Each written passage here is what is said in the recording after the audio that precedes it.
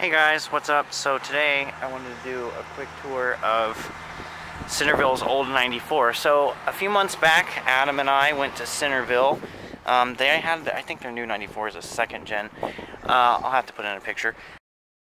But this is their old 94. So the one thing I do want to mention is these cross-view mirrors. You'll see they are not first-gen cross-view mirrors.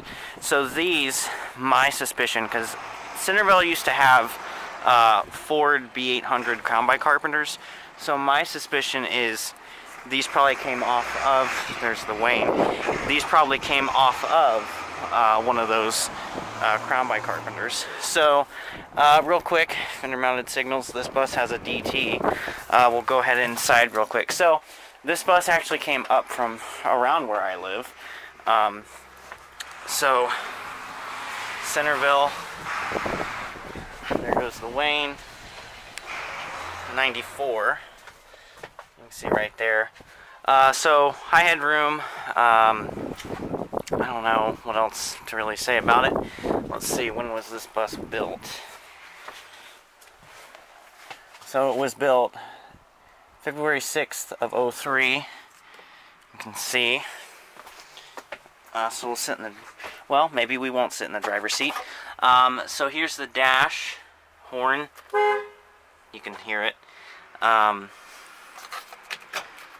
power. Well, barely any power. So yeah, there's parking brake mirrors. These mirrors look really weird on this bus because they are not meant for it. There's all the stuff. Got the yellow door frames. So here's the side, 94. City schools, you can see where they took Centerville off.